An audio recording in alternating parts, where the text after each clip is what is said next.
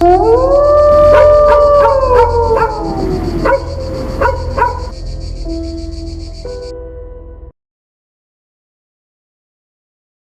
di Ranupani, setiap gunung punya juru bicara.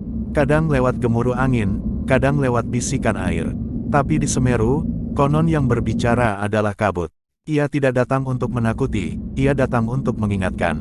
Catatan lama pendaki, ditemukan di pos Ranupani, tidak bertanggal. Kabut yang menunggu, udara malam di Ranupani menusuk, lebih dari sekadar dingin. Ia terasa seperti sesuatu yang hidup, menyentuh kulit, menembus pori, dan menatap balik lewat embun yang menempel di bulu lengan. Jam di pergelangan tangan Raka menunjukkan pukul 0:07 ketika truk bak terbuka itu berhenti di ujung jalan tanah. Di belakang mereka, jalan yang menurun ke arah desa sudah tertelan kabut pekat. Di depan, hanya papan kayu tua bertuliskan, Ranupani, hurufnya nyaris hilang, catnya terkelupas seperti kulit yang lama tak tersentuh tangan manusia. Raka turun lebih dulu, sepatunya tenggelam separuh ke tanah lembek yang berbau logam dan lumut basah. Tiga temannya menyusul di belakang, Bayu, bertubuh tinggi besar tapi jarang bicara, Reno, dengan mata cekung dan langkah gelisah, dan Dina, satu-satunya perempuan di antara mereka, wajahnya pucat tapi pandangannya tajam. Suara mesin truk memudar di antara kabut, lalu lenyap begitu saja, seolah ditelan udara. "Udah sampai sini aja, Mas," kata sopir tua itu sebelum pergi. "Kalau kabut mulai turun dari arah danau, jangan banyak ngomong. Dengerin aja." Tak ada yang sempat bertanya maksudnya. Sopir itu sudah menutup pintu, menyalakan mesin, dan pergi begitu saja. Hening, kabut menggulung pelan dari arah danau, menyelubungi mereka dalam putih yang nyaris memantulkan suara napas sendiri.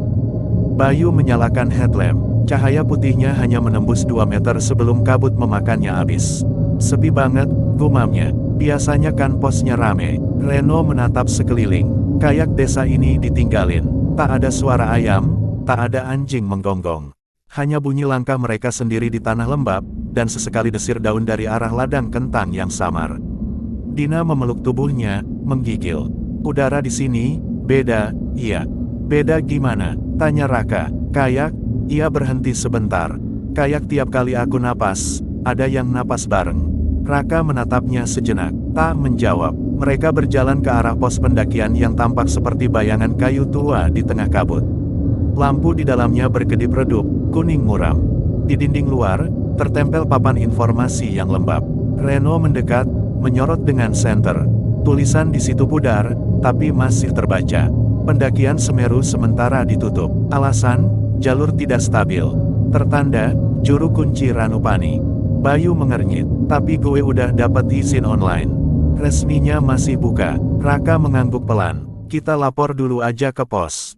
Pintu pos itu terbuka sedikit, berderit pelan saat disentuh. Bau lembab, debu, dan minyak tanah memenuhi ruangan. Satu meja kayu, satu kursi kosong, satu buku log besar tergeletak di atasnya. Di dinding tergantung peta Semeru yang warnanya sudah nyaris hilang. Raka melangkah masuk lebih dulu. Cahaya headlampnya menyorot tulisan tangan di halaman terakhir buku log. Pukul 23.59 tim, Bisma turun. Catatan, 3 orang sampai pos. 1 belum ditemukan. Pesan, jangan naik dulu.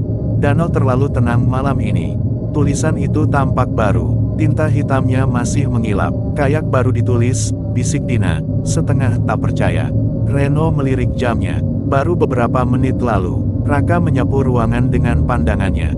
Tak ada siapa-siapa, hanya bau minyak tanah dari lampu gantung yang hampir padam, dan suara sesuatu menetes pelan dari atap. Tik, tik, tik, seperti air, tapi terlalu teratur untuk air. Ia menatap ke langit-langit, kosong, tapi di sudut pandang matanya, seolah ada sesuatu yang bergantung di atas sana, bayangan tipis, seperti rambut panjang yang melambai. Tiba-tiba Dina bicara pelan, "Kalian dengar nggak?" Semua diam. Suara kayak orang jalan di luar. Raka menajamkan pendengaran. Benar, ada langkah berat di luar pos. 2 langkah, berhenti, lalu 2 langkah lagi. Perlahan, teratur. Reno menyorot senter ke jendela. Kabut di luar menggulung, tapi di baliknya ada bayangan. Samar, berdiri tegak, diam menghadap pos. "Siapa di luar?" Raka memanggil. Tak ada jawaban, hanya kabut yang bergerak makin dekat ke kaca jendela. Lalu, sekelebat gerak, bayangan itu hilang. Bayu menghela napas keras, mungkin warga. Raka menatapnya sebentar, mungkin. Tapi ketika mereka keluar beberapa menit kemudian, tanah di depan jendela tidak menunjukkan bekas langkah apapun. Kabut makin pekat, tapi mereka memutuskan tetap lanjut ke tepi danau, tempat biasa pendaki bermalam sebelum naik. Langit di atas benar-benar hitam, tanpa bintang. Angin datang dari arah air, membawa bau lumpur dan belerang samar. Raka berjalan paling depan. Dari kejauhan, permukaan danau tampak datar sempurna, seperti cermin yang menelan semua pantulan. "Gue ngerasa kayak," kata Bayu, terhenti. Reno menatapnya. "Kayak apa?" "Kayak ada sesuatu di bawah air itu yang lagi ngedengerin kita." Raka tidak menanggapi. Ia tahu sejak truk meninggalkan mereka, udara di Ranupani memang seperti hidup. Setiap langkah mereka terasa disadari sesuatu. Setiap helaan napas serasa menyinggung sesuatu yang tidak kelihatan. Mereka berhenti di lapangan kecil dekat tepi air. Tanahnya basah, rumputnya panjang dan berat oleh embun. Dari situ, danau terlihat lebih dekat, hampir menyentuh ujung sepatu. Reno mengeluarkan tenda dari carrier. "Pasang di sini aja," Raka mengangguk. Tapi saat Reno mulai menusuk tanah dengan pasak, suara kecil terdengar dari bawah rumput, krak-krak, seperti kayu kering patah. Ia menggali sedikit dengan ujung pasak, dan menemukan potongan kecil kayu hangus.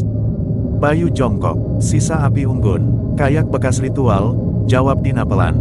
Semua menatapnya. Ia menunjuk potongan kayu itu, di permukaannya ada goresan simbol aneh, seperti mata tertutup.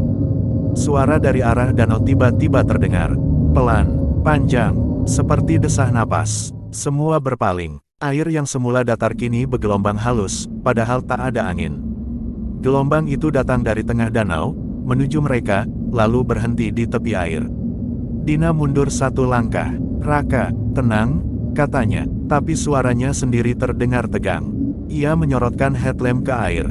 Permukaannya tampak biasa, tapi tepat di bawah cahaya itu, sesuatu bergerak perlahan, bayangan panjang, seperti rambut hitam melayang dalam air. Api unggun seharusnya jadi teman malam di gunung, tapi malam itu, di Ranupani, api seolah menolak hidup. Reno sudah berulang kali menyalakan korek, Bayu sudah menyusun ranting dengan rapi, tapi setiap kali bara mulai menyala, angin lembut datang dan memadamkannya begitu saja, bukan seperti tiupan angin biasa, tapi seperti napas seseorang yang sengaja memadamkan. "Kayak disembur dari arah danau," gumam Bayu, frustrasi. Raka hanya diam, menatap bara yang mati dengan cepat. Dina duduk bersandar pada carrier, lututnya ditarik ke dada. "Aku ngerasa nggak nyaman," katanya pelan. "Seolah tempat ini nggak mau kita di sini." Raka menatap danau. Permukaannya tenang sekali, terlalu tenang. Tidak ada pantulan cahaya, tidak ada riak. Di udara, aroma tanah basah bercampur dengan sesuatu yang samar, bau bunga melati yang datang entah dari mana.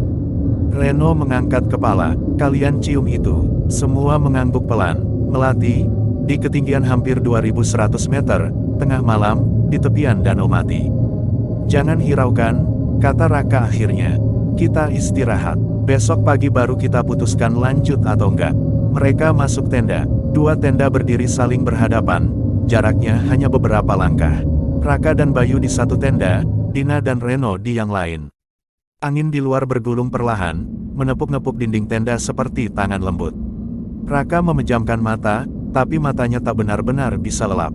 Dari luar, ia mendengar sesuatu, suara kecil seperti ceklik, ceklik, seperti seseorang sedang berjalan di tanah becek dengan langkah sangat pelan. Bayu sudah tertidur di sampingnya, dengkurnya berat tapi teratur. Raka menahan napas, berusaha menajamkan telinga. Langkah itu berhenti tepat di luar tenda. Sunyi. Lalu, terdengar tarikan napas pelan, dekat sekali, seperti seseorang berdiri di luar, mengintip lewat kain tipis tenda. "Bei," bisik Raka pelan. Tidak ada jawaban. Bayu masih diam. Ia perlahan meraih headlamp di samping kantung tidurnya. Ketika cahaya menyala, dinding tenda di depannya menggelombang sedikit, seperti kain ditiup dari luar, padahal tak ada angin. Dari arah tenda Dina, tiba-tiba terdengar suara resleting terbuka cepat. Lalu bisikan kecil, tapi bukan suara Dina, bukan suara Reno. Suara itu serak, pelan, dan datang dari luar tenda mereka. "Jangan," jawab siapapun. Raka membeku. Ia menatap Bayu, tapi kawannya masih tertidur. Dari luar, terdengar langkah kecil menjauh, lalu senyap kembali. Raka membuka resleting tenda pelan, hanya sejengkal, menyorotkan cahaya keluar. Kabut tebal menelan segalanya, namun jauh di tepi danau, ia melihat sesuatu seperti bayangan tubuh berdiri menghadap air. Bentuknya samar, tak jelas apakah pria atau wanita. Yang pasti, bayangan itu tidak memiliki kepala. Raka memejamkan mata sejenak, memastikan pandangannya. Saat ia buka kembali, bayangan itu sudah hilang. Pagi tak datang dengan cerah di Ranupani. Kabut masih menempel di tanah, seolah matahari tak diizinkan masuk ke tempat itu. Dina keluar lebih dulu, wajahnya pucat. "Raka," katanya pelan. "Reno nggak ada." Raka keluar tenda. Di dalam tenda seberang, kantung tidur Reno kosong. Barang-barangnya masih lengkap, sepatu, carrier, jaket, semuanya tertata rapi. Hanya satu yang hilang, buku catatan kecil yang semalam ada di saku sampingnya. "Dia mungkin ke pos," kata Bayu. Tapi suaranya terdengar ragu. "Mungkin buang air." "Jam segini?" tanya Raka. "Danau masih berkabut." Dina menunjuk ke tanah di dekat tenda. "Lihat ini, ada jejak kaki telanjang, kecil, runcing, tapi basah, mengarah ke danau. Dan di sebelah jejak itu, ada satu lagi, jejak kaki Reno, lebih berat, lebih dalam." Keduanya berjalan berdampingan menuju air. Raka dan Bayu menyusuri jejak itu. Dina menunggu di tenda, menatap dari jauh. Tanah semakin lembek, bau lumpur makin kuat. Setiap langkah membuat suara plak-plak pelan. Di tepi air, jejak Reno berhenti. Jejak kecil di sebelahnya pun hilang begitu saja, seolah masuk ke dalam danau. Permukaan air diam, tapi samar-samar di bawahnya, Raka melihat sesuatu berkilau, seperti logam kecil, mungkin tutup buku catatan Reno yang terendam setengah. Ia jongkok, menyentuh air. Airnya dingin sekali, nyaris beku. Tapi saat jarinya menyentuh benda itu, permukaan air bergetar ringan, lalu sesuatu menempel di ujung jarinya. Rambut hitam, panjang, licin seperti baru disisir. Raka terlonjak, menarik tangannya cepat. Air kembali tenang, tapi dari dalam, muncul gelembung kecil, 1, 2, 3, seolah sesuatu di bawah sana sedang tertawa pelan. Ia berdiri, menatap danau dengan wajah tegang. "Bei," katanya perlahan, "kamu lihat itu." "Lihat apa?" "Di bawah permukaan." Bayu mendekat, menunduk. Air tampak biasa, tapi di pantulan kabut di permukaannya, muncul siluet 4 orang berdiri di pinggir air. Padahal mereka hanya berdua di situ. Raka mundur 1 langkah. Siluet itu ikut mundur, tetap 4. Dan yang paling belakang, yang keempat, tampak lebih tinggi dari yang lain, dengan kepala miring seperti sedang menatap mereka. "Rak," kata Bayu, suaranya serak. "Kita harus balik ke tenda." Raka mengangguk tanpa bicara. Mereka mundur perlahan, tapi setiap kali mereka berbalik, kabut di belakang selalu menutup jalan, menelan arah yang baru saja mereka lewati. Sampai akhirnya mereka kembali ke tenda dengan langkah tergesa. Dina menatap mereka panik. "Gimana? Ada Reno?" Raka hanya bisa menggeleng. Tapi di saat itu juga, sesuatu terdengar dari arah air, suara langkah, cepat, berat, mendekat. Mereka serempak menoleh. Siluet seseorang berjalan dari kabut, perlahan mendekati tenda. Langkahnya berat, lututnya gemetar. Saat jarak tinggal beberapa meter, Dina menahan napas, itu Reno. Tapi ada yang aneh. Rambut Reno basah, meneteskan air, dan matanya kosong menatap lurus ke depan. Raka menatapnya tak percaya. Reno tidak menjawab. Ia hanya berdiri di depan mereka, tubuhnya menggigil. Dari bibirnya menetes air, dan suara lirih keluar pelan. Dia bilang jangan jawab siapapun. Reno masih berdiri di depan tenda, tubuhnya gemetar hebat. Air menetes dari rambutnya, membentuk genangan kecil di tanah. Matanya kosong, tapi bola matanya bergerak-gerak cepat di balik kelopak, seperti orang yang sedang bermimpi dalam keadaan sadar. "Reno." Dina mendekat, tapi Raka menahan tangannya cepat. "Jangan dulu," katanya pelan, mata tak lepas dari Reno. Bayu mundur setengah langkah, satu tangannya sudah menggenggam pisau lipat kecil yang biasa ia pakai untuk masak. Reno tiba-tiba mengangkat kepala, tatapannya lurus ke arah mereka bertiga. Dan di wajahnya, muncul senyum tipis yang kaku, tidak alami, seperti senyum boneka yang dipaksa dengan benang. Dia bilang, "Jangan jawab siapapun," ulangnya, suara lebih berat dari tadi. "Kalau dijawab, dia bakal ikut bicara lewat kita.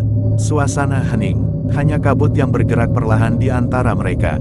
Dina menutup mulutnya, berbisik, siapa dia? Reno menggeleng pelan, yang di air. Dia belum selesai nyari namanya. Tiba-tiba Reno jatuh berlutut, memegangi kepala, menggigil. Raka berlari mendekat, menahannya. Begitu tangannya menyentuh bahu Reno, kulit kawannya itu terasa dingin seperti es. Raka terkejut, tapi belum sempat menarik tangannya. Reno menatapnya tajam, pupil matanya mengembang hitam. Kamu juga dengar dia, kan? Raka terdiam. Suara itu, bisikan lirih di telinganya semalam, masih terasa samar di kepalanya. Tapi ia belum berani menjawab.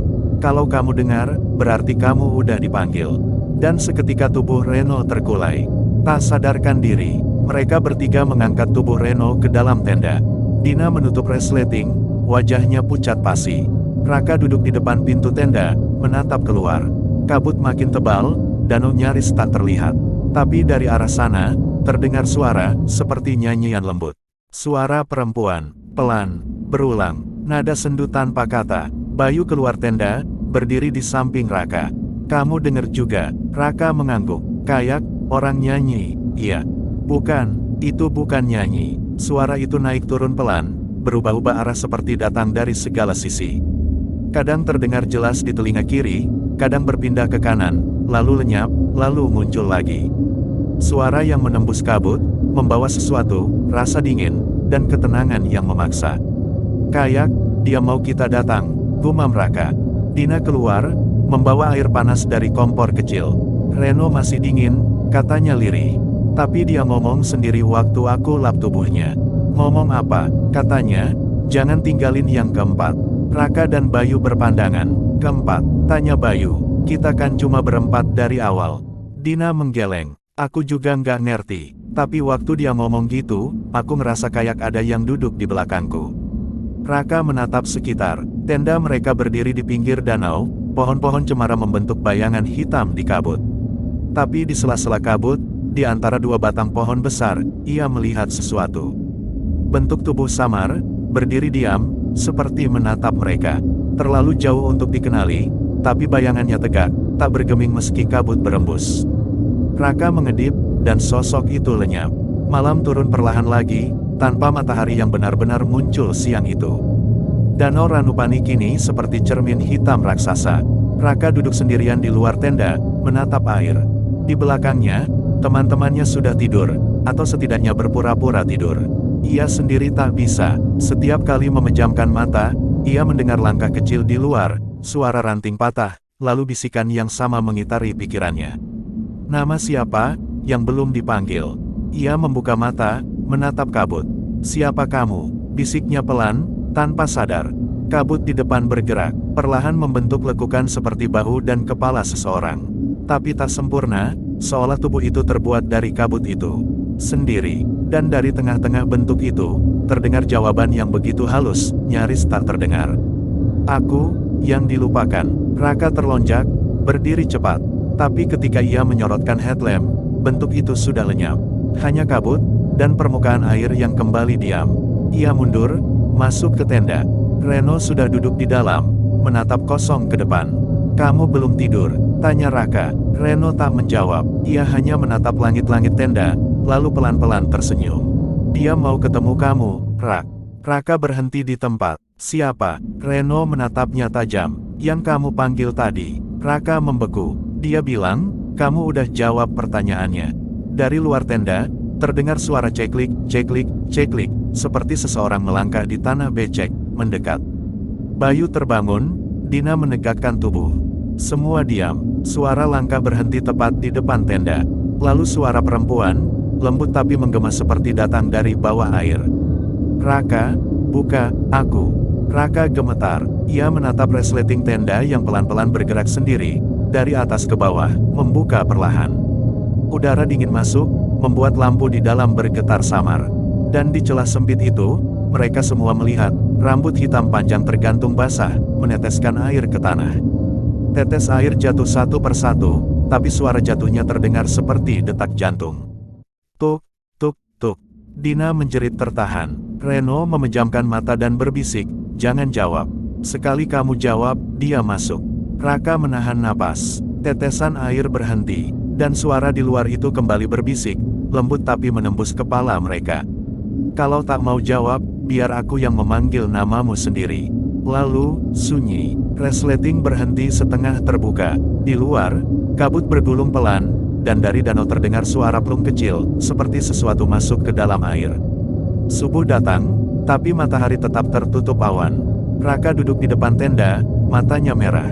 Reno hilang lagi, kali ini tanpa jejak. Dina dan Bayu duduk di belakangnya, terdiam. Tak ada yang berani menatap ke arah danau lagi. Tapi di permukaan air, jauh di tengah sana, sesuatu bergerak.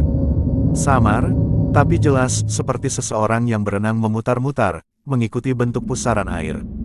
Dan di tepi danau, di lumpur dekat tempat mereka berdiri, ada tulisan samar yang terbentuk dari jejak kaki telanjang. Yang keempat, belum kembali.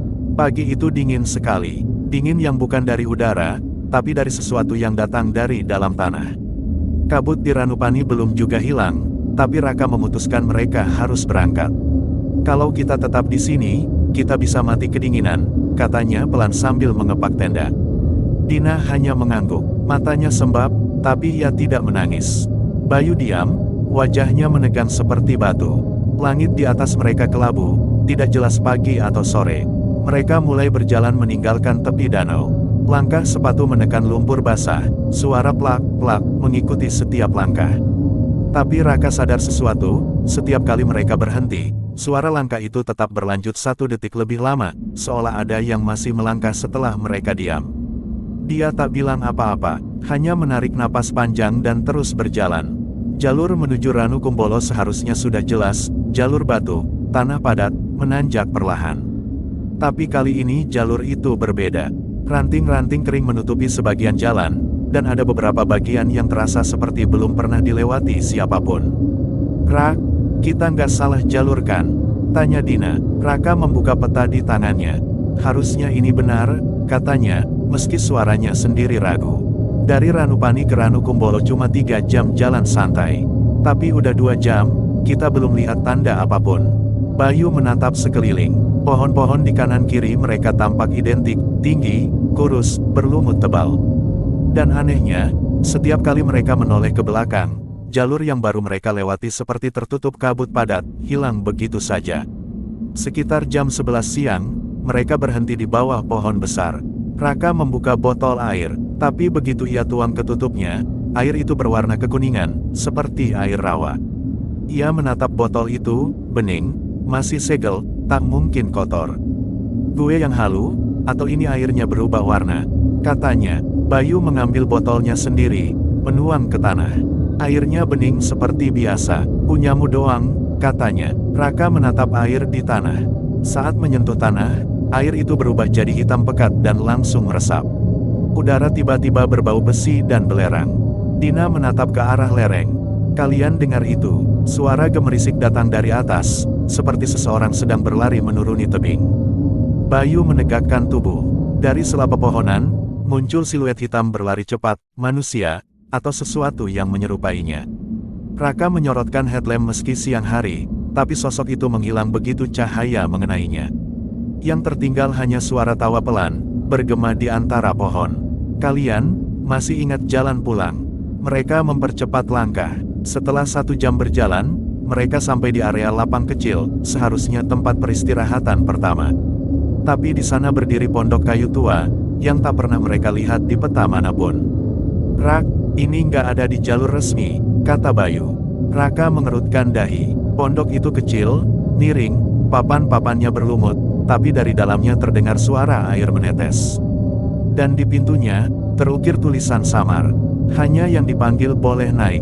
Dina mundur 1 langkah. Kita balik aja. Raka menatapnya. Balik kemana? Jalur di belakang udah ketutup kabut. Mereka bertiga menatap pondok itu lama. Akhirnya Raka berjalan lebih dulu, membuka pintu perlahan. Di dalamnya kosong, hanya ada meja kayu lapuk dan 1 cermin besar tergantung di dinding. Tapi saat mereka masuk, suhu ruangan langsung turun drastis, napas mereka jadi uap putih. Dina menggigil, tempat ini dingin banget. Bayu menyorotkan senter ke arah cermin. Permukaannya kusam, Tapi perlahan cermin itu mulai berembun dari dalam, bukan dari luar. Dan di embun itu, muncul tulisan samar. Yang hilang, bukan Reno, tapi yang menggantikannya. Raka menatap tulisan itu membeku. Apa maksudnya? Sebelum ada yang menjawab, cermin itu retak dengan suara tinggi, dan dari celah retakan keluar tetesan air bening. Air menetes terus-menerus, sampai akhirnya di bawahnya terbentuk genangan kecil yang perlahan berubah warna jadi merah gelap. Mereka berlari keluar dari pondok tanpa bicara. Begitu pintu tertutup, kabut di sekitar pondok menebal cepat, menelan bangunan itu hingga hilang dari pandangan. Ketika mereka menoleh lagi beberapa langkah kemudian, pondok itu sudah tidak ada, hanya tanah kosong dengan rumput basah. Bayu menatap Raka dengan wajah pucat. Tadi beneran ada, kan? Raka menatap tanah itu lama. Gue nggak yakin. Dina menatap ke arah belakang mereka, lalu menatap ke depan. Rak, suaranya gemetar. Kenapa jejak kaki kita 4? Mereka menunduk. Di tanah basah, jejak kaki mereka memang ada 4. Padahal hanya 3 orang yang berjalan. Dan jejak keempat itu, meninggalkan bekas air, bukan lumpur. Siang berubah cepat jadi senja. Langit seperti ditarik turun, matahari lenyap di balik kabut abu-abu. Mereka terus berjalan, berharap bertemu tanda jalur resmi. Tapi semua petunjuk hilang. Tidak ada papan pos, tidak ada tenda pendaki lain, tidak ada suara burung. Hanya suara dari jauh, kadang seperti derap langkah, kadang seperti seseorang memanggil nama mereka perlahan. Bayu, Dina, Raka, suara itu berubah arah tiap kali mereka berhenti, seolah gunung itu tahu siapa yang ragu. Menjelang malam, mereka menemukan area lapang kecil di antara 2 batu besar. Raka memutuskan mendirikan tenda di sana. Dina duduk diam, menatap langit yang gelap total. Bayu sibuk menyalakan kompor. Rak, katanya setelah beberapa menit. Gue barusan buka GPS. Koordinatnya muter. Dari tadi kita jalan di tempat yang sama. Raka menatap layar GPS yang Bayu sodorkan. Titik biru di peta itu berputar pelan di satu titik yang sama, seolah mereka berjalan di lingkaran kecil tanpa arah keluar. Dina menutup wajah dengan tangan. Jadi kita kejebak. Raka tidak menjawab. Ia menatap ke arah hutan gelap di sekeliling mereka, dan untuk pertama kalinya ia sadar, tidak ada suara sama sekali. Bahkan angin pun berhenti. Tiba-tiba Bayu menjatuhkan kompor. Rak, lihat itu. Ia menunjuk ke arah batu besar di depan mereka. Di permukaan batu, muncul bayangan 4 orang, persis mereka bertiga, dan satu sosok lain berdiri di paling belakang, kepala miring ke kiri, rambutnya basah menutupi wajah. Bayu menyalakan senter, tapi bayangan itu tidak hilang. Sebaliknya, bayangan itu tersenyum. Dina menjerit, mundur. Bayu langsung mematikan senter, tapi senyum itu masih ada, bercahaya samar seperti terbakar dari dalam batu. Dan suara lembut terdengar di udara, sama seperti bisikan di Ranupani. Yang keempat sudah di sini. Tapi siapa yang paling ingin pulang? Raka menatap 2 temannya. Bayu menatap balik dengan mata ketakutan, Dina menunduk sambil menangis pelan. Dan di pantulan matanya, Raka sadar, di belakang Dina, ada seseorang berdiri, tinggi, diam, menatap ke arahnya. Raka membeku, nafasnya tercekat di tenggorokan. Bayangan di belakang Dina tidak bergerak, hanya berdiri, tapi udara di sekitar mereka bergetar halus, seperti udara sebelum badai datang. Bayu menyalakan senter lagi, sinarnya memotong kabut. Tidak ada siapa-siapa di sana. Tapi di tanah, di tempat seharusnya bayangan itu berdiri, tanahnya basah, seperti ada yang baru saja meneteskan air. Rak, suara Dina pelan, hampir tak terdengar. Aku, dengar dia nyebut nama kamu barusan. Siapa? Tanya Raka. Dina menggeleng. Suara perempuan. Dari arah batu itu. Dia bilang, yang kamu bawa bukan Bayu, tapi aku. Bayu menatap Raka dengan wajah kaget. Apa maksudnya? Rak. Raka tidak menjawab. Ia menatap tanah, dan baru sadar, jejak kaki Bayu berbeda dari tadi pagi. Langkahnya lebih berat, lebih dalam, seperti orang yang menapak dengan kaki basah. Malam turun cepat, langit di atas mereka hitam pekat tanpa bintang. Raka menyalakan lampu tenda, cahaya kuningnya menembus kabut tipis di luar. Mereka makan sedikit nasi instan, lalu duduk diam, hanya mendengar bunyi desis api kecil. Bayu tiba-tiba bersuara, pelan. Rak, waktu di pondok tadi, lo lihat tulisan di cermin itu enggak? Raka mengangguk. Lihat, gue, kayaknya ngerti maksudnya, kata Bayu. Raka menatapnya tajam. Apa maksudnya? Bayu menunduk, memandangi tangannya sendiri. Maksudnya, Reno bukan orang yang hilang, tapi diganti. Mungkin, sama dia. Dina menutup telinga. Udah, jangan ngomongin itu lagi. Tapi Bayu terus bicara, matanya kosong. Coba pikir, Rak. Pas Reno balik, rambutnya basah, matanya kosong. Tapi barang-barangnya lengkap, dan dia tahu hal-hal yang cuma kita bertiga tahu. Tapi suaranya, bukan suara dia. Ia mendongak, wajahnya pucat. Sekarang, siapa yang yakin kalau gue ini masih gue? Sunyi, tak ada yang bicara lagi malam itu. Sekitar tengah malam, Raka terbangun. Ada cahaya aneh dari luar tenda, bukan senter, bukan api. Cahaya biru pucat yang menari di udara, seperti pantulan bulan di air. Ia keluar pelan, kabut menyebar lembut di sekelilingnya. Dan di depan sana, sekitar 100 meter, ia melihat danau. Airnya biru kehijauan, tenang, dengan kabut tipis di permukaan. Raka tertegun. Ranu Kumbolo, ia memanggil pelan. Bayu, Dina, kita udah sampai. Tak ada jawaban. Ia berjalan mendekat, langkahnya hati-hati. Udara di sekitar danau itu lebih hangat, anehnya. Bau melati samar kembali tercium, persis seperti malam pertama di Ranupani. Dan di tepi air, ia melihat siluet seseorang duduk membelakanginya, rambut panjang, gaun lusuh, menatap ke air. Dina, panggilnya. Sosok itu tidak menjawab. Raka melangkah lebih dekat. Dina, ini aku, Raka. Masih diam. Lalu perlahan sosok itu menoleh, gerakan kepala yang sangat lambat, seperti sendi yang kaku. Wajah itu bukan Dina. Matanya kosong, kulitnya putih pucat seperti lilin. Dan bibirnya menipis, tapi bergerak membentuk satu kata. Akhirnya kamu datang. Raka mundur, tersandung batu. Sosok itu berdiri. Saat ia berdiri, tubuhnya tidak menyentuh tanah. Kakinya melayang sedikit di atas permukaan, dan air di bawahnya beriak pelan. Suara dari danau bergema seperti napas, hush, hush, hush. Siapa kamu? Tanya Raka, suaranya pecah. Sosok itu mendekat perlahan, langkahnya tanpa suara. Yang kamu bawa naik bukan temanmu, bisiknya. Kamu sudah jawab panggilanku di Ranupani. Sekarang, gantian aku yang jawab. Ia mengulurkan tangan, kulitnya pucat dengan jari-jari panjang seperti ranting. Begitu hampir menyentuh Raka, suara keras terdengar dari belakang. Raka, Bayu berlari dari arah kabut, menariknya menjauh. Mereka berlari tanpa arah, hanya mengikuti naluri. Saat mereka menoleh, danau itu sudah menghilang. Yang tersisa hanya padang rumput gelap dan kabut bergulung seperti asap. Mereka berhenti setelah beberapa menit. Dina muncul dari balik kabut, wajahnya basah dengan air mata. Raka, kau kemana aja? Aku bangun, kamu nggak ada. Aku kira kamu jatuh. Raka terengah, matanya liar. Aku lihat Ranu Kumbolo, Dina. Dan ada perempuan di sana. Dina menatapnya bingung. Kumbolo, kita baru 2 jam dari Ranupani. Nggak mungkin sampai. Bayu menatap jam tangannya. Rak, jam gue berhenti. Lihat, jarumnya nggak jalan. Raka menatap jam di tangannya sendiri. Jarumnya pun berhenti di posisi yang sama. Pukul 2.17. Udara tiba-tiba bergerak. Kabut di depan mereka terbelah pelan, dan di kejauhan, muncul cahaya berpendar dari balik pepohonan. Bukan api, bukan senter. Cahaya itu bergerak lambat, naik turun seperti lentera yang dibawa seseorang. Pendaki lain, kata Dina, penuh harap.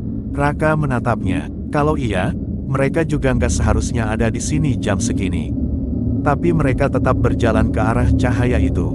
Langkah demi langkah, cahaya makin jelas. Sampai akhirnya mereka melihatnya. Bukan lentera, bukan pendaki, tapi barisan orang berjalan perlahan di tengah kabut. Masing-masing membawa api kecil di tangan, membentuk barisan panjang yang hening. Tubuh mereka pucat, matanya kosong. Dan setiap kali kabut menyingkap wajah mereka, Raka melihat wajah-wajah itu mereka kenal.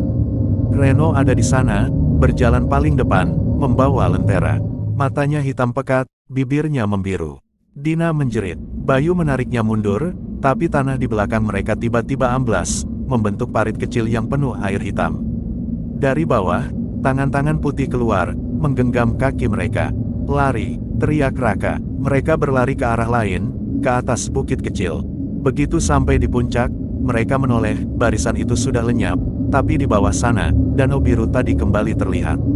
Tenang, indah, dan di permukaannya, terpantul bayangan 4 orang berdiri di tepi air. Dina menangis. Kita nggak bisa keluar dari sini. Raka menatap sekitar, matanya liar. Harus bisa, kita naik terus sampai Kalimati. Jalurnya pasti ketemu lagi di atas. Tapi Bayu diam, pandangannya terpaku ke bawah. Rak, lihat ke danau itu. Raka menatap, bayangan 4 orang di permukaan air itu berubah. Yang satu di tengah, yang mirip dirinya, pelan-pelan memudar. Yang di belakangnya, yang tanpa wajah, malah jadi semakin jelas. Dan suara dari jauh, dari dalam kabut, datang lagi. Kali ini bukan bisikan, tapi suara perempuan, jelas, memanggil satu nama. Raka, malam kembali menutup gunung itu. Mereka bertiga berjalan tanpa arah. Kadang mereka merasa naik, kadang turun, tapi puncak tak pernah terlihat. Dan di setiap langkah, Raka mulai sadar, pepohonan di sekeliling mereka semakin mirip satu sama lain. Seolah gunung itu menggandakan dirinya sendiri, membuat mereka berjalan di tempat yang sama berulang kali. "Bei, lo masih punya kompas?" tanya Raka. Bayu membuka saku. Kompasnya retak, jarumnya berputar cepat tanpa arah. Dia nggak mau tunjuk utara lagi. Raka menarik napas panjang, menatap kabut. Dari balik putihnya kabut, samar-samar terdengar nyanyian perempuan. Nada yang sama seperti di Ranupani. Hanya saja kali ini, ada kata-katanya. 4 yang naik, 3 yang turun, 1 yang tinggal. Dina berlutut, menutup telinganya sambil menangis. Bayu gemetar. "Rak, dia ngitung kita." Raka berdiri kaku, dan saat ia menatap kabut di depannya, perlahan sosok tinggi muncul di sana, rambutnya basah, wajahnya tidak jelas, tapi ia mengenakan jaket Reno. Kabut belum juga pergi saat pagi tiba. Langit hanya sewarna abu, tidak ada matahari, tidak juga bayangan. Raka membuka tenda pelan, tubuhnya kaku, sendi-sendinya seperti batu. Udara dingin menggigit tulang, tapi yang membuatnya merinding bukan dingin, melainkan suara langkah di luar tenda yang berhenti setiap kali ia bernapas. Ia keluar perlahan, tak ada siapa-siapa, hanya hamparan tanah gelap dan kabut yang mengambang rendah. Di kejauhan, Bayu dan Dina duduk di batu besar, menatap ke arah yang sama, ke atas, ke jalur menuju Kalimati. "Raka," kata Dina tanpa menoleh, suaranya serak. "Lo denger, kan?" Raka mengangguk. Ia juga mendengar, langkah kaki, ritmenya pelan dan berat, seperti orang berjalan sambil menyeret sesuatu. Tapi yang aneh, suaranya datang dari segala arah, kadang dari depan, kadang dari belakang, kadang dari bawah tanah. "Reno nggak kelihatan dari tadi?" tanya Raka. Bayu menggeleng. "Dia keluar duluan pas subuh. Katanya mau lihat jalur, tapi sampai sekarang nggak balik." Angin berhembus. Bau melati samar lewat lagi, lebih kuat dari sebelumnya. Raka menatap ke jalur menanjak yang diselimuti kabut. "Kita kejar. Kalau dia terus naik sendirian, bisa hilang."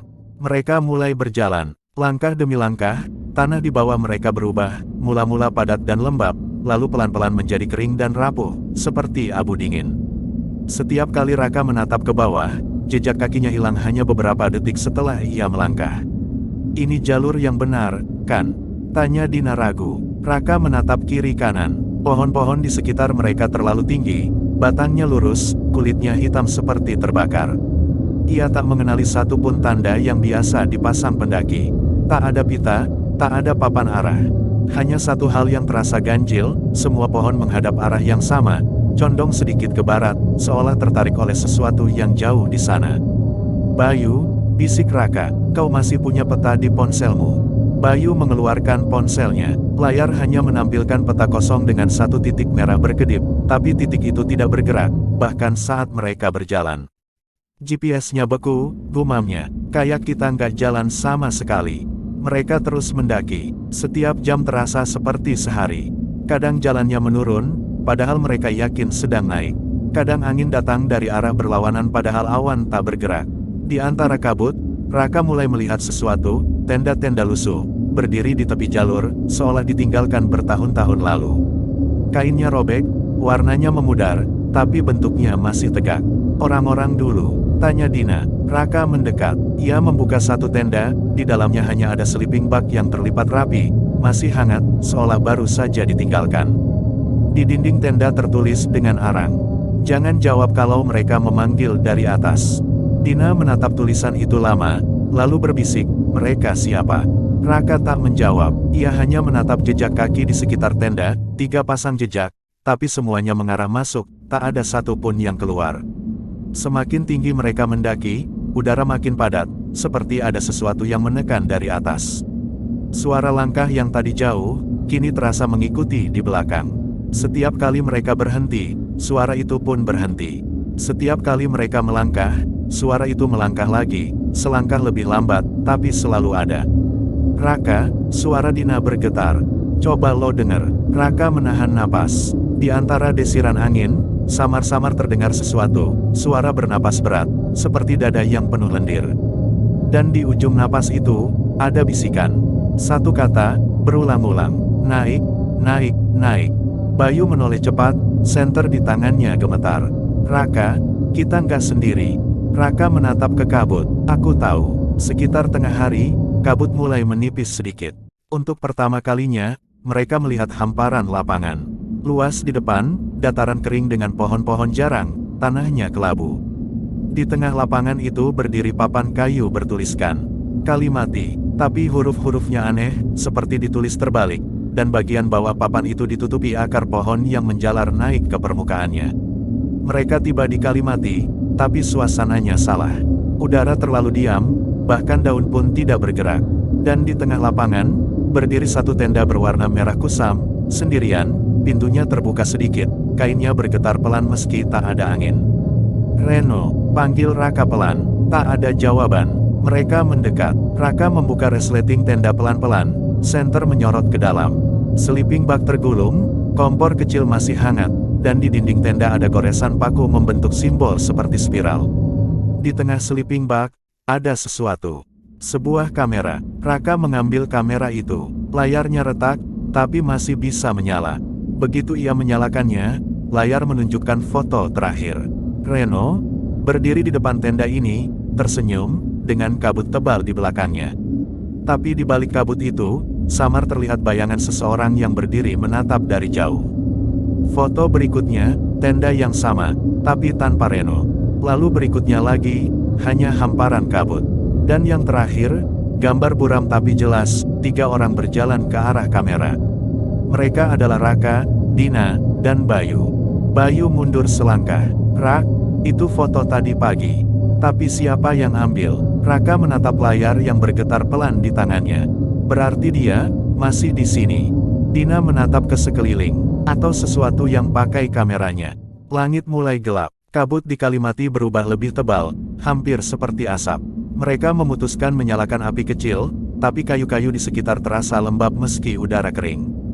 Bayu akhirnya menyalakan kompor, dan mereka duduk melingkar di depan api yang kecil, nyalanya goyah seperti napas terakhir seseorang.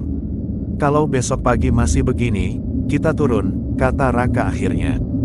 Dina hanya menunduk. Bayu menatap Raka lama. Rak, lo sadar nggak? Dari tadi pagi, nggak ada suara burung, nggak ada serangga, nggak ada apa-apa. Cuma kita. Raka terdiam. Bayu melanjutkan, suaranya makin pelan. Gue rasa ini bukan Kalimati yang kita tahu.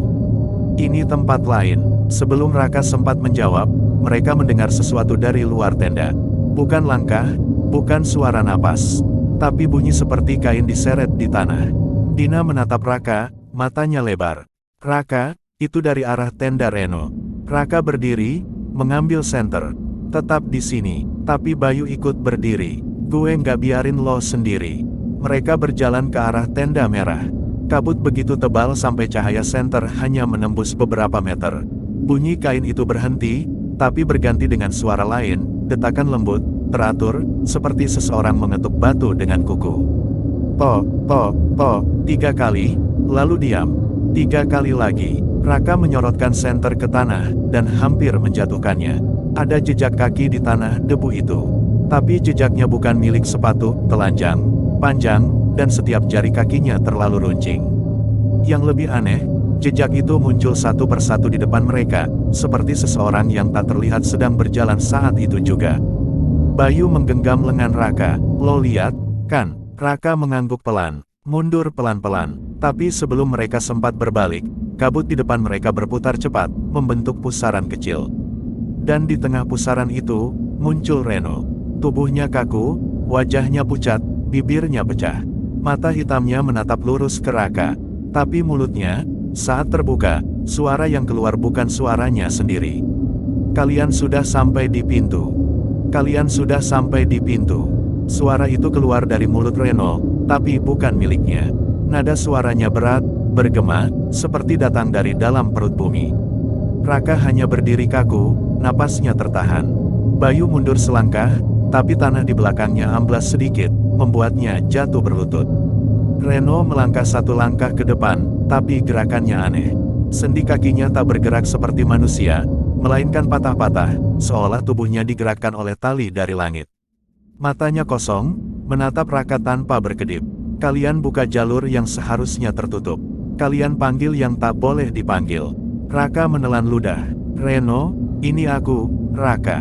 Lo kenapa? Tubuh Reno berhenti. Kepalanya miring perlahan, dan dari tengkuknya keluar suara gemeretak tulang. Senyumnya muncul perlahan, tapi terlalu lebar. Raka, suara itu kini pelan, hampir berbisik. Kamu datang lagi. Raka gemetar. Lagi, maksud lo apa, Reno? Atau sesuatu yang memakai tubuhnya, menatap ke tanah, lalu menunjuk ke bawah. Tanah ini sudah menelan banyak langkah. Tapi beberapa langkah, selalu kembali. Angin mendadak bertiup kencang, kabut terangkat sedikit, memperlihatkan sekeliling Kalimati yang kini berubah. Pohon-pohon yang tadi berdiri tegak kini tampak bengkok, daunnya hitam, dan di antara akar-akar muncul batu-batu kecil bertuliskan nama manusia.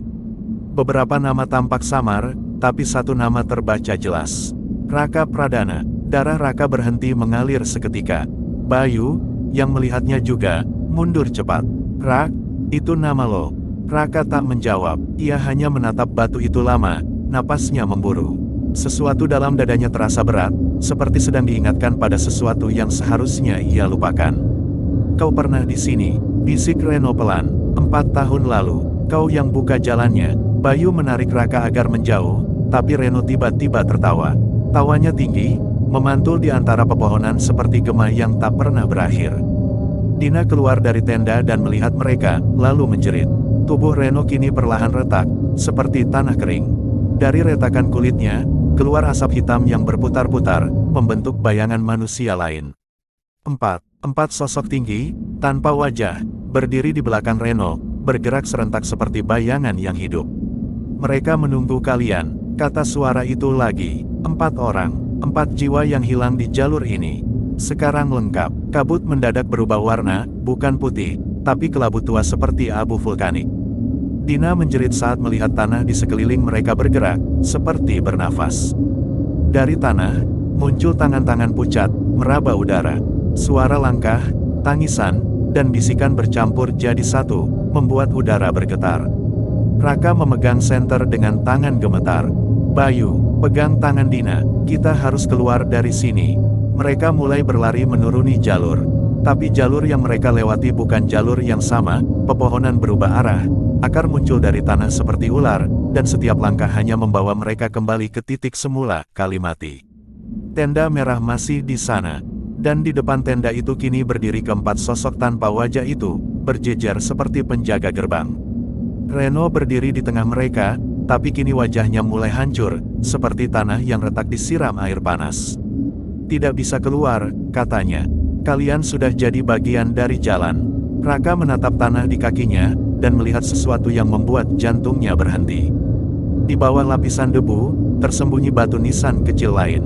Ia menyapu debu dengan tangan. Tertulis di sana, Bayu Saputra 2018. Dina Rahma 2018. Raka Pradana 2018. Ia terdiam, lalu mundur, napasnya tercekat. Ini nggak mungkin, kita masih hidup. Reno tersenyum. Hidup, kalian nggak pernah turun waktu itu, Raka. Kalian pikir berhasil, hanya kalian yang nggak ingat.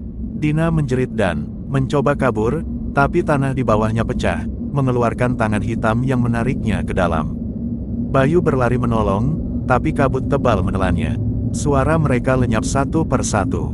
Raka berlari ke arah berlawanan, melewati pepohonan hitam, menembus kabut, sampai tiba-tiba ia melihat sesuatu yang tak masuk akal.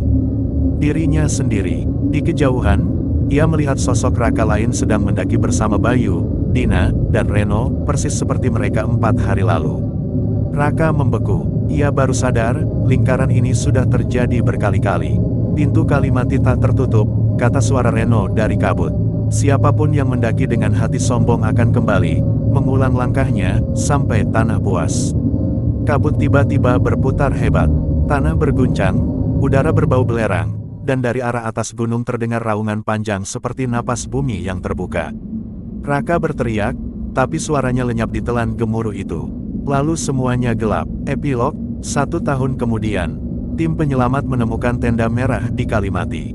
Isinya kosong, tapi di dalam ada kamera rusak dan foto terakhir. 4 pendaki berdiri di depan tenda, tersenyum ke kamera. Kabut di belakang mereka membentuk bayangan tinggi, seperti 4 sosok tanpa wajah. Dan di tanah depan tenda itu, ada 3 batu kecil bertuliskan nama. Raka, Bayu, Dina, Reno, tak pernah ditemukan.